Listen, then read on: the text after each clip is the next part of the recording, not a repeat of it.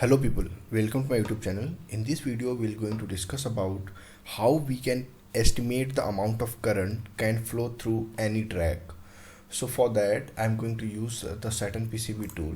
If you don't have this tool, then I've given a link in the description. You can just go to that link and download the tool.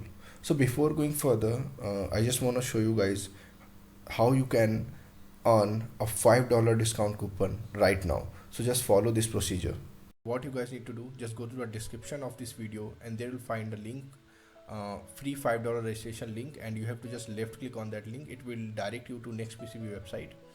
There you have to register yourself with your official mail ID and sign up for the nextpcb.com, and there you will find a coupon under my coupon section which will give you a $5 flat discount on your any PCB you order.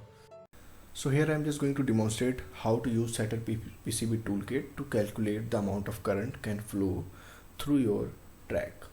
So open the Saturn PCB tool, click on the Conductor Properties. So in Conductor Properties you have lot of options like the conductor characteristics. There you can select for, you have to solve for ampere, either you have to solve for the conductor width. So if you select the conductor width, so it will calculate for the conductor width, right?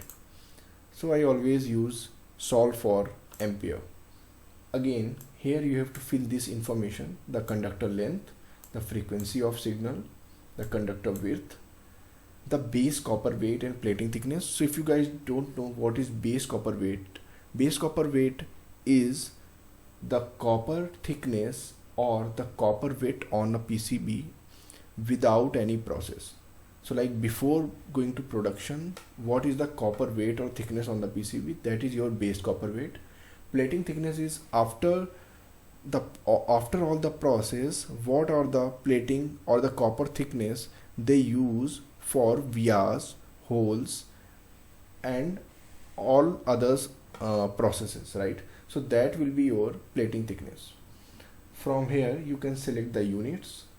From here you can select the material or the substrate of your PCB.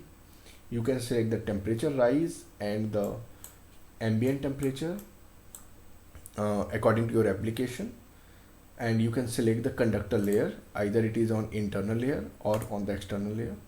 So I'm just going to demonstrate this for the STM bare board. So let's see how much current carrying capacity in our 5-volt trace.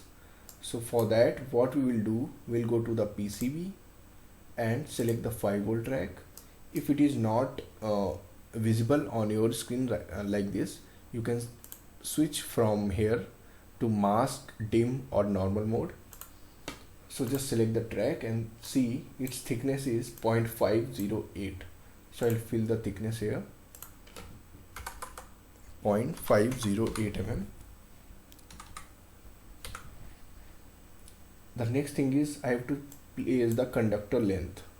So for that, you can see, if I'll drag it a little bit wider, you can see the routed length of this track is 23.492 mm. So I'll fill this information here. And this is a DC track, so I have to select DC. I'm using all these default information here and click on solve. So you can see this conductor or this track can carry up to 3.3 ampere of current. So I'm just calculating the track's current carrying capacity, but I mean obviously the VRs also matters on the track, so that I will tell you in next videos. But this is the same procedure you can use to calculate any current carrying capacity for any track. Thank you.